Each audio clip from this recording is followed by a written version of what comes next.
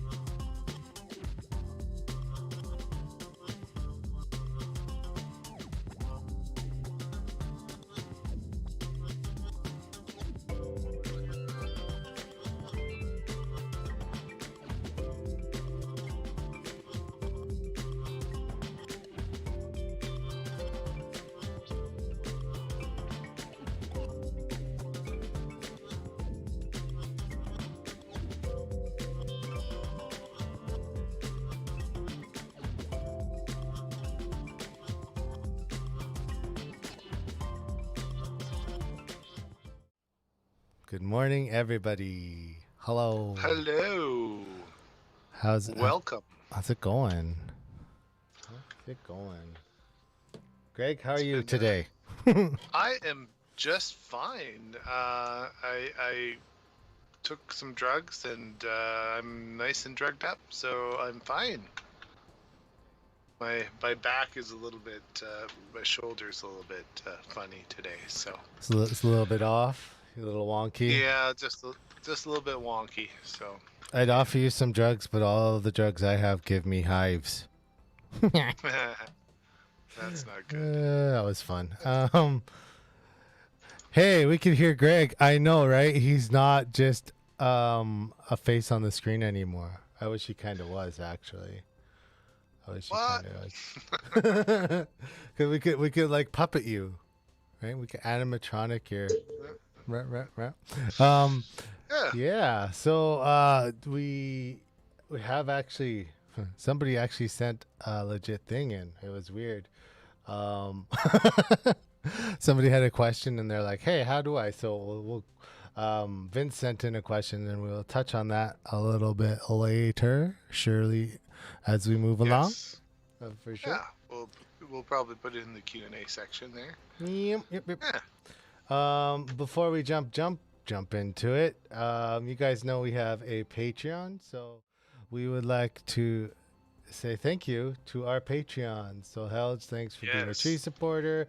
Everybody else up on the screen, you guys are amazing sauce. If you're interested, you can check it out. Appreciate it. Yeah, we do. We sincerely do. So thank you. We're patreon.com/3dmakeit, and we're probably going to be doing another Patreon only live stream. That's kind of a misnomer. Everybody can watch it, but only Patreons can actually join the stream. And even then, you don't have to if you just want to watch it. But it's geared towards Patreons. So yeah, absolutely. And we're always hanging out in the Discord. We answer the Discord and the Patreon stuff faster in general, just because there's more alerts on it. Just so you know, there's no favoritism, but we get like 9 alerts when a Patreon thing happens. Yeah, that's true. That's true. It gets very blingy. But that's okay. I liked one of the comments earlier on in the stream, and I know exactly what it's referring to. And he says it's the year of the Voron, and it definitely is. Yeah, it's definitely popularity has just skyrocketed on the Vorons. It doesn't matter if you're doing a switch wire or you're doing a V0 or like I think Stefan's video really exposed a lot more of the community that wasn't just kind of more niche into Voron. It kind of blew it up, Mm-hmm. and made everyone more aware of it. But yeah, it's really everyone's trying to source stuff, and yeah, it's Yeah. coming together. Yeah. And we are starting work. We being you, Yeah. Yeah. getting ready to print some ABS parts. I do believe. Yeah. It's something that we haven't, actually, I can say the word we, because it's something that we haven't printed a lot in ABS, mostly because we're set up inside of our houses in rooms that aren't vented for it. And Right. well, nobody likes that stink, right? So, um, but yeah, I set up a enclosure in air quotes, outside. So I make good use of a mattress bag. Told And you we could build a nice foam enclosure so that oh yeah, you yeah. don't have to wait for the ambient temperature to get up. No, and that might, I'm thinking about it. I used actually some. It's got to be like 5/8 threaded rod, and then a Right. couple pieces MDF on there. So like it's really modular. I can yeah just throw stuff on it. It's pretty sweet. Well, But it looks better than the first one you did, because the first one you did looked a little janky, uh, but it was just kind of laying over top, and now it almost looks like it's a real enclosure. it it it really like it has a door and everything now. Like it's the first one, yeah. Like I tucked a bag underneath a concrete box thing, and it just that was it. And it worked, but I thought maybe more legit. Ray says I printed ABS. It turned out good. Yeah, like I've printed it in the past too, and I've printed it in the past sitting beside the machine. But it's just one of those things that if you're printing it, it should be ventilated and safety first. VOCs, styrene gas isn't fun. That kind of stuff. Yeah. Yeah. Well, I'm my first mod for the Voron Zero will be they've got some really good active charcoal Mm, fan filters for it, so I'm yep. going to do that. And then I've got a vent that goes right outside, like not Hmm. very far from here. So, and I've got a silent bathroom fan that I can put in between to suck all of the said bad Hmm. stuff Hmm. outside. So I hopefully will have a more reasonable setup. So Yep. eventually I can print ABS inside here. Yeah, and I mean, like I could vent out the furnace, but it would be harder to do that in this particular case, just to make sure it all vented and didn't come back and like spread. Yeah, yeah, yeah. Right. Dominic says he's considering upgrading to a Phaetus Dragonfly. Not sure why though. If you are, you should do it quickly. I read an article that they're going away. But are they being sued because it's basically A the patent technology infringement? was the slice engineering stuff that they're doing. I have no idea. I just saw it in an article, or it could have been even as casual as a post on Reddit or Twitter that said the Dragonfly was. So I'll have to dig into it, but I don't know. It's pretty popular. Now it's being sold by everyone from Big Tree Tech down to I think it started on the resellers were like Triangle Labs and whatnot. hmm. But they have Fadis has its own kind of site that they sell on too. Yep. But you look at it, it's really just they took the Oh core yeah. Okay. of the mosquito Yeah, and and then they added they in. kind of integrated it into their own version of the mosquito, which it looks really nice though.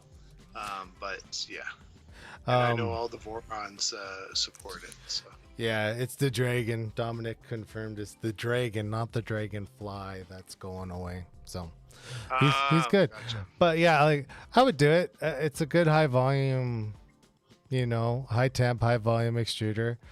And that's actually an interesting topic du jour as well. Hot end.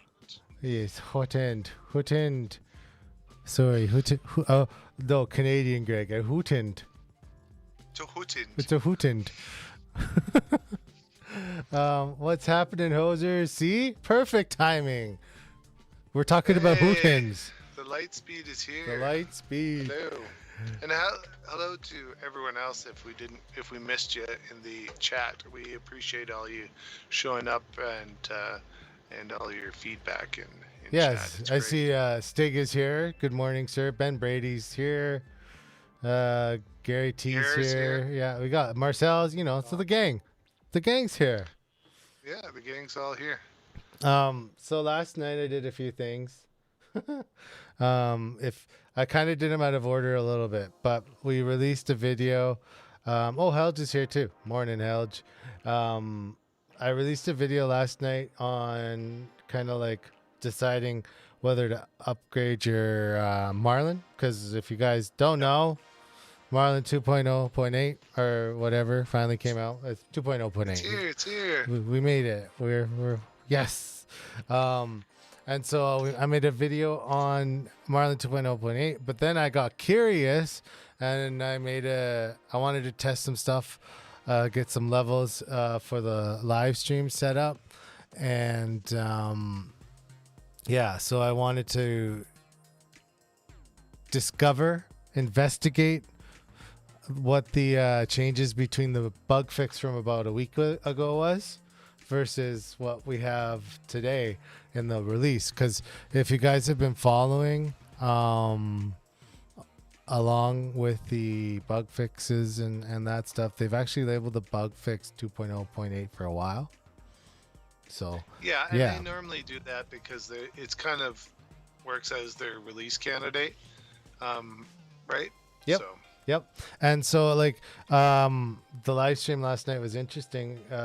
It's about 100 lines different between the bug fix and the config file, config.h. I didn't go into the events because it was getting late and I wanted a bit of a break.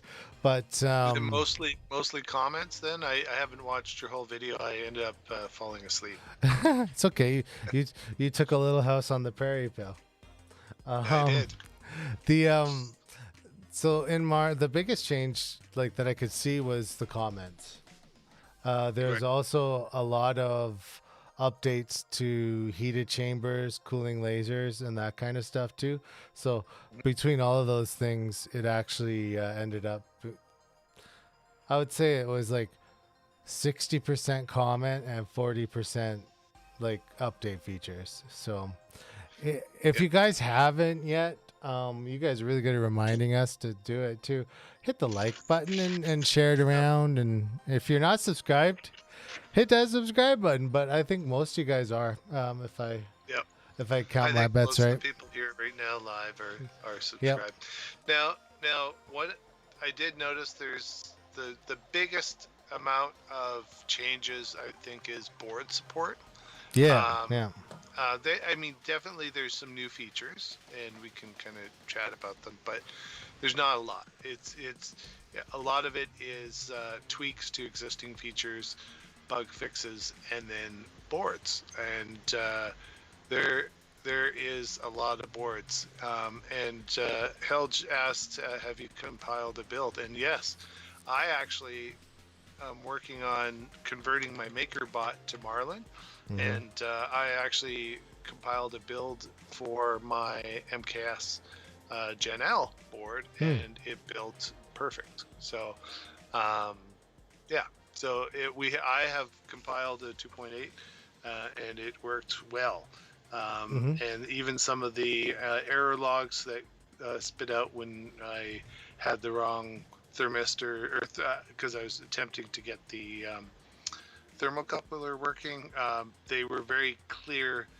I think that's one of the biggest improvements is the errors that it produces are more human readable, shall we say? Yeah, And the sanity checks are they've added a few sanity checks in there so that if you have something that isn't quite right, it goes whoa, you can't enable this without this. Helge asked if we used auto build. No, we don't use auto build. I never use auto build. I No. always I think David uses the same process. We download Marlin, the latest build. Mhm. I extract it. I rename it from .x to the version number. Mhm. Then I make multiple copies of that, is what I do. And then I rename them for each of the printers that I'm going to be flashing it to. And then I open up both my old config Yep. .h and my new config.h, and I think you showed that off in your video. Mm-hmm. And I do a compare, and I go through and I make sure that I've got all the settings that I like Mm-hmm. moved over, and then I also then go through and see if there's any new settings I want to turn on at the same time. So that's kind of our process. Yeah, I that's think our we've MO. showed it off a couple of times on the stream before. Yep. And yeah. That's not to say though that we haven't ever used auto build. I tried it to see how it worked. Actually, when it first came out, you had to hack the crap out of it till we could get it to work. and then after that, and it just was it seemed to me it was adding more steps. Vince, so I want to touch on, so Vince has sent us a question and it's actually kind of in the same vein here. So Vince, if you guys don't know, has the legit Ender IDEX kit, I do believe, on his printer, but he wants to do, it's kind of cool. He wants to do the chameleon splitting, or the V splitters. So you get 2 colors per, and he bought a spider. So we talked about the spider, I think last week even on the show. But I don't know if we did on the show, did we? Maybe not, but it's that F-Site Tech, or however you say their name. Yeah. And it was originally designed, I think, for the Voron, partnered with Voron. I don't like, it would make sense because it's 8 stepper drivers. So, but to answer the direct question, yeah, I've played with Clipper before. I don't know if Greg has yet, but he's about to. So we can help. It's coming. And Marlin actually offers support now, actually, as of 2.0.8 for what you want to do as well, because it actually added that board. That was one of the boards, the spider, that got added in. If you guys haven't checked the video out yet, it kind of explains the actual Marlin video, not the live stream. Just explains the methodology to go through, right? What are you doing right now? Can the update help you, or is it something that you need to skip for a brief moment, or not? Maybe wait till the next version, right? Unless something's changed, we kind of go through that. Maybe don't upgrade, but let's see. But you don't need the spider. That's the whole thing about Clipper, right? My understanding is you can mix and match boards quite easily, right? Mm-hmm. Because you just define which drivers you're using and which one is hosted from the Pi to each of the boards. So yes, it's more convenient to have one board with all the steppers in, especially if you're going to do the Marlin thing. But if you're going to do Clipper, you can have 6 boards. I'm not sure which one's more efficient, right? Because in theory, having more boards fed up from a Raspberry Pi, and your Raspberry Pi is doing your compute, it might be more efficient to have more boards, right? Because each one's handling just a fewer drivers. Yeah. So I'm not sure. I mean, that's definitely a thought experiment. Not even a thought experiment, but like in Vince's specific case, he actually has a spider, and so Vince, we can help you for sure. But it's something that maybe we'll have to. We'll take offline, and then we can help you over Facebook or Discord. But yes, we will help you. I like doing that kind of stuff. So maybe if you don't mind, we'll help you, and then maybe we'll make a video out of that content. I think that would be a Yeah, great thing. and typically that's the stuff that we help our Patreons with, right? If you need help and whatnot with something like that, and you're subscribed in Patreon, that's where you get our direct help with Hmm. that kind of stuff, because it's really hard to help everyone with some super detailed technical stuff if it's not going to be in a video we're doing, right? If we've we don't mind answering simple questions and whatnot, and helping people out through comments, and that we try to support the community as best we can, but there's only so many hours in a day. Yeah. I like Ben. So Ben's comment is auto build sucks. Auto build sucks. Yeah, it's to the point, and he's not wrong.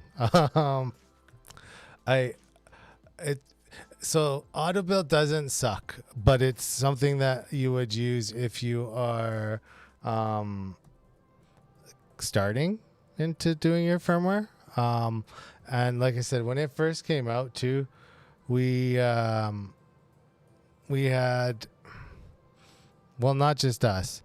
Um, it was broken. You had to actually like hack it and put things in. Vince, I mean, you can't assign E0, E1, and X0 and E2 uh, to.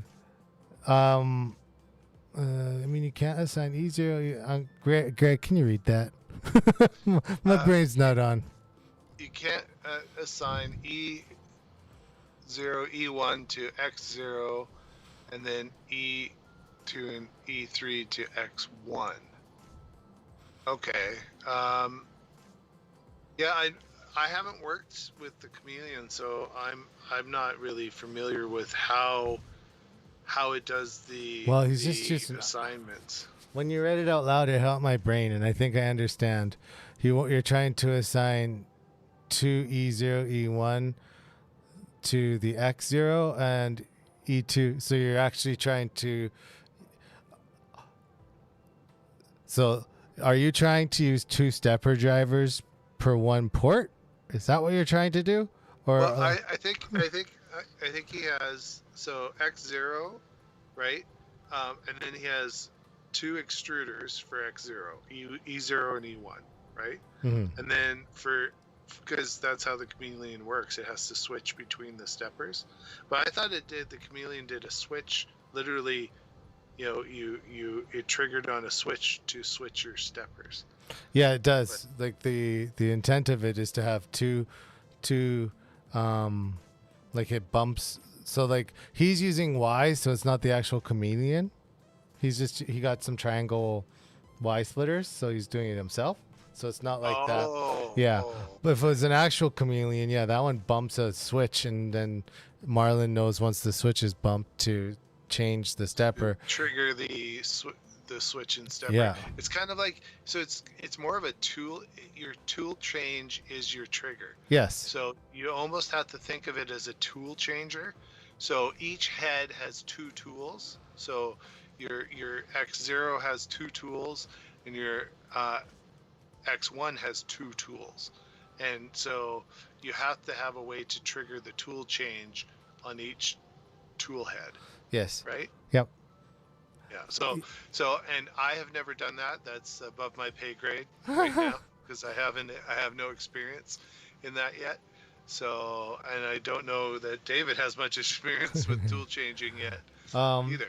I understand the concept, but like what? Mhm. But what? So Vince, with those Y splitters, the if you are like so, you're using an extruder and an extruder to pull filament in and out, basically to switch what's in there. If you daisy like if you were to run E0 and E1 off of like X0 and then use E2 E3 off of X1, as I read the question, now this could just be crazy wrong, but if you do it that way, you'd be stuck in duplication mode basically. And Mm, it, would you? Well, yeah, because the stepper like X0 would pull the filament out. So I guess it depends how you um, pair the Bowden tubes too. Because if you send a retract command to X0, it's pulling E0 and E1 now, right? No, Unless but they're two sep. Well, not necessarily, because I think that's where the tool changer comes in, right? The tool changer code, right? Because if your tool is currently yeah, but they're th- E0, they're permanently in a Y, like you've no, I know, coupled yeah, them. yeah, but you have Um, so the tool change basically says retract this one this far, yeah, it's and then not it the pulls it out of the chameleon. Y. It's just he's not running the chameleon. No, I It's know, it's but the you other in one. Marlin there's a tool changing code. Yeah, but he's not tool changing either. It's a mixing. No, I know, but you have to treat it like a tool changer. It's not Mm, that you're actually changing tools, but you have to say, oh, okay, when I reach this layer, no, that's the change blending tool. hot end. Marlin supported that for a while too. Like it's the blended.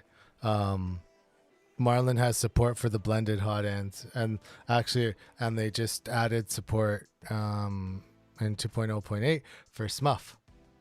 Yay! If you That's the fake MMU SMUF. But like I know what you're saying, but I don't know if it's straight up tool changing. But that yeah, like I said, yeah, two Yeah, extruders, one head with a Y adapter. And yeah. and Vince, let's just ask this question. You're using, and I think I asked it before, and then but you're using independent discrete stepper drivers for everything. You don't have any actual stepper Y adapters, do you? I think that will No, no, clear.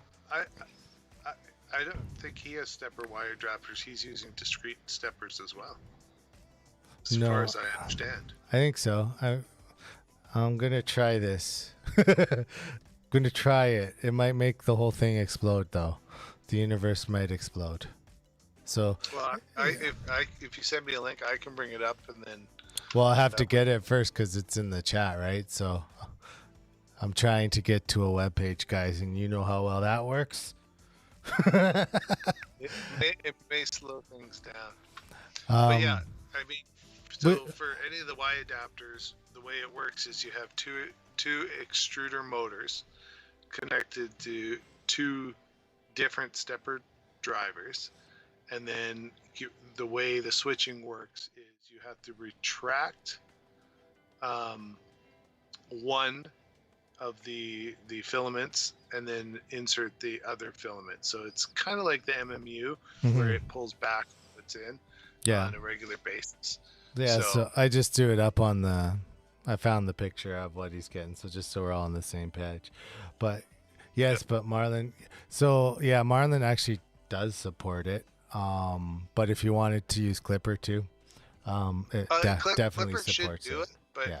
I don't know how it works in Clipper, and I think it works similarly where you have to there's a tool change type of thing because you have to switch between your filaments and tell it to retract this much, and then switch tools, and then Yeah. enable the next one, which puts it back in. But Yep. we don't have enough experience with Clipper yet because I think David has played with it, but I hasn't used used it it in a while. for yeah, like I used it when it first came out. So, and Yeah, then and once I it's started much doing more other mature. stuff, yeah, it is. So It totally is. But Vince, we will help you. It's something that we would do. So, we'll take it off. Go to Facebook or whatever. We'll get you running. uh, Ray, Gary asked Ray what printer he printed ABS on. I used the Legend, but that fake volcano thing. It worked okay. Um, he removed it from the corner. It's not being punished anymore. it went into a different corner. It's in the same corner with the CNC machine now. They share the corner. Yeah. But Yeah. yeah, so the ABS printing that we were doing, um, here, is for the Voron. So Greg wanted two specific, colors, and we ordered them from a Canadian store that I forget the name of. Right, Digit digit makers. maker. And we just ordered the. I don't know if you guys have used it before, but la la. Oh, it's blowing out really bad. Go closer. There, I did it. Yeah, eSun. It's the ABS Plus. And I've been running some test prints to make sure we don't suffer from like the shrinkage and warpage. Hashtag not a sponsor. Yeah, they're not, yeah. We're playing with it. We would have brought other brands, but this was the only brand that I could find Hulk colors in. Yeah, yeah. So yeah, because it's apparently purple. Was it purple? Yeah, purple is really hard to find. So eSun had it, which is great. The setup that I have, it's just it's not a garbage bag, but it's a mattress bag around an enclosure with some MDF. So that's kind of like what I've been doing now. I've also been printing like a little. I've been in Fusion a lot this week, Greg. A lot. Me too. Yeah, I've been making some stuff. Because I've had a few things on the go that I'm working on. Yeah. I am taking my MakerBot Replicator 2 and making it a MarlinBot Replicator 2. So I have got my MKS Gen L configured up to work in there. I've got to switch the thermocoupler to thermistor because I don't have the electronics and I need to run the thermocoupler off of the MKS. So I have to switch that out. I have one end stop switch to get going, and then I can test it and see if it actually works now, because I was tired of having to use their outdated software for the Replicator 2, and it was loud, and so I'm running 2130s in the MKS board, and this is the board I pulled out of my ANET that I had upgraded at one point. So yeah, so that's, and then I've printed some new screen enclosure for the front, and here, let me just grab it here. And he's got it with it's a miracle. Oh, Ben says he likes eSun ABS Plus, and yeah, it's pretty good. I don't know if you can see that. Yeah, we can see it. I printed a new enclosure for the screen, so now it has a big TreeTech screen in the front. Nice. And then my nasty wiring job that I'm cleaning up. So just that is kind of what I've been working on. Just don't lick your fingers and stick it under there. You get a nice shock. Zap. Yeah, it's no heated bed on that one, but it's mainly I wanted to do this because I wanted to get it tuned up enough, and then my daughter can use it anytime she wants really easily. So, and it'll probably be the trailer printer. Yeah, that's the one that's going out. Shh, but don't tell anyone. Yeah, it's the camping printer. Yeah, when you're hooked to city power, you can do that. If you're on batteries, you need a lot of batteries. No, I'll have power out at the location. So. So I gotta say this. There is a particular filament brand, Greg, that we were just recently purchased. Let's say recently purchased filament brand that we've never used before from Canada. That's all I'll say. That's all the hints I'll give. It's been in like a dry box when it wasn't used. And I put it on the printer, the SX4 printer, so the big Core XY to be specific. And if you got the SX4 has that, it's got to be 600 millimeters of like guide tube, right? That go to the hot end, just guide tube. And once I got all the way to the hot end, it snapped. In the middle. The middle of the tube. I don't know which brand you're referring to because we have not discussed this offline, but I've got two performance type filaments that I've been printing with, and they're working really well. Here's another hint. Ben just put it into chat. Well, I didn't I'm have maybe you just you know To be clear, I don't have a problem printing it, and after it broke, I put it in, and it was fine. So it could have just been like, since it was in, because I know sometimes if you keep the filament in the PTFE tube too long, it goes too, brittle. it goes brittle. So I Yeah, think that's probably what happened to it. But that's why we're yeah. not mentioning names. We're letting people But you know what? guess. I've been printing with the black and the white, and Hmm. I'm still liking it. And they have other colors now. They do, and I'm not saying don't buy it. I think it's great filament, and we're not sponsored by them, but I'm just saying it happened. You were frustrated. I But you know was. what? I had the same thing. Do you want to I want to see everything you got. see this? Yeah, yeah. See, this was another brand From from Canada, from from Canada, but closer to it's not us. from Canada. It's made in China, and it's sold out of Calgary. So it happens with all filament. See, there's like 2 or 3 stores up there. Nobody knows which one, like we're talking Yeah. about. It does. But It's the to be nature of fair, filament. this is on a 2 kilogram spool that's been open for almost a year. So I'm not gonna fault. Actually, no, it's almost 2 years now. Is it almost two It's years? almost Okay, 2 years. Yeah. so I can't fault the company that sold it to me, but I can fault how I stored it.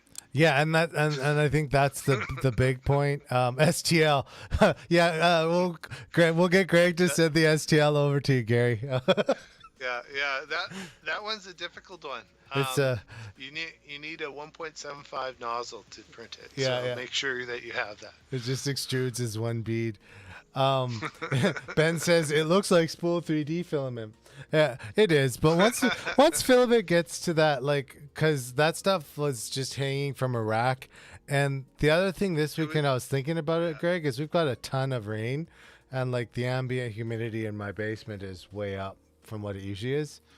And we haven't run the air conditioner, so there's lots of reasons for Yeah. filament in our area to be like crack, crack, crack, break, break, especially the big And spool we and don't take I care of. typically, when I'm not using a filament, I do put it in a Ziploc bag with desiccant Hmm. and whatnot.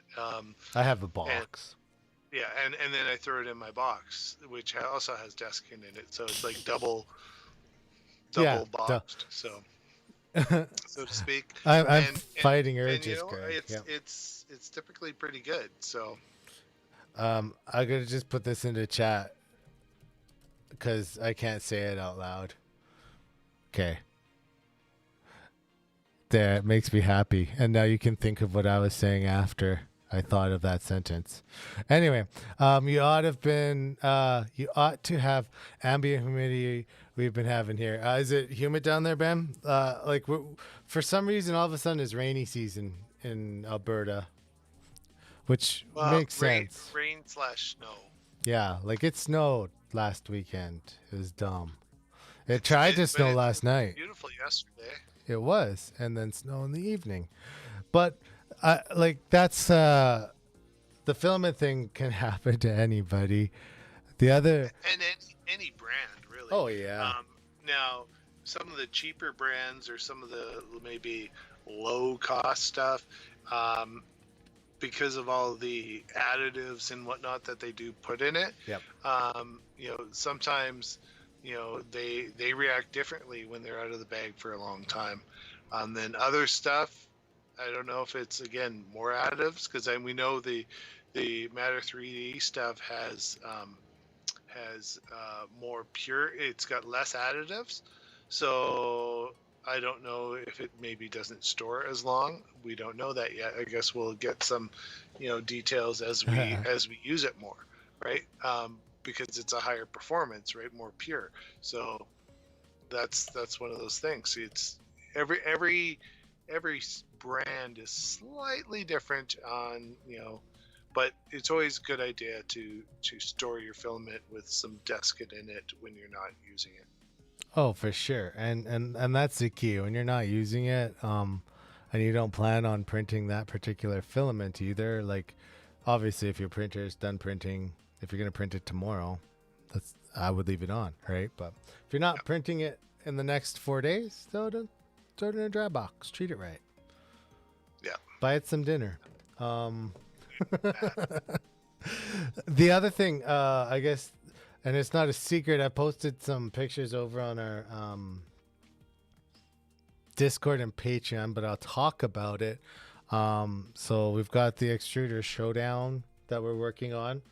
And so I installed the Micro Swiss all metal extruder CNC kit that they have for the. I put on a CR10, but Nice. I have figured out why everybody complains about it. So that'll be good. Lots of people are like, this thing's junk. It just clogs all the time. Rabble. Well, okay. So I figured it out. And if you perhaps have a good tuned profile for an all-metal hot end, but you don't change the retraction settings when you put on the direct drive kit, it will clog it in a hurry. Absolutely. You've really dial in your retraction, and you got to watch on the retraction is even speed. You don't want to retract.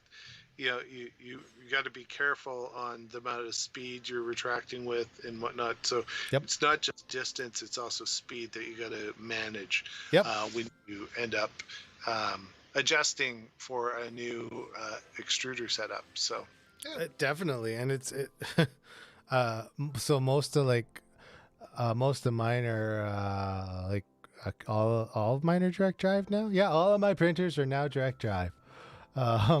So I built special profiles. Yes, Ray, follow their instructions. And it's a funny point because lots of people are rage quitting these, like especially the Micro Swiss one, are just like, this junk clogs all the time and I hate it so much and rabble. It's like, no, it's fine. It's fine. You just gotta like lower retraction settings seem counterintuitive, but and I think that's for our video. We should go over some of the prereqs and tuning before we, and then we'll do the roundup and whatnot. Mhm. So we're still working out the format details, whether it's going to be we do multiple videos and then a roundup video separate, or if we do just an overview of all of them and then do, we haven't worked out all the fine nitty-gritties yet on how we're presenting. So, yeah, and that'll come. Stig says he's using a Triangle Lab all metal V6 and it works fine, no problem. Patchy, yeah, and I would agree. And I would also think that you have your slicer tuned, Stig. In fact, I'm gonna change that statement to I know you have your slicer tuned. And then Ben's doing that's the 3mm conversion you're doing, right, Ben? And then Greg's holding up a V6 hot end. Zach E3D V6 with the Micro Swiss. The heat break. Nice. That's the one that came off a Bear, right? It came off a Bear. I cleaned it all. It's somewhat pretty now. It's not all charred anymore, and it's all ready to go on something. Yeah. So and that's one of the things that we're trying to figure out is for our IDEX project, which we've just started our Git repository for it, but there's not much in there except folders right now. What hot ends we're going to use on it, because I don't have a pair of hot ends. I got so many. Unless I go with the old V6 clones that came on my Chiron, because I have two. They gave you a spare, so I have two matching ones there. So We got to Well, figure something we out. we And got David, lots you don't of have you have some older hot ends and whatnot, yeah. but I got the so Creality red, like the original reds. Got a couple of yeah, those kicking around. yeah. Dominic asks, does that mean that all metal hot ends without direct drives have problems with clogging due to retraction? And the answer is yes. If you do not tune your Yep. retraction properly for an all metal hot end specifically, you will clog it. Now, it's interesting because the reason that they're putting like these cheaper hot ends, I like to think on like say an Ender 3 or the base, the red one that comes with it.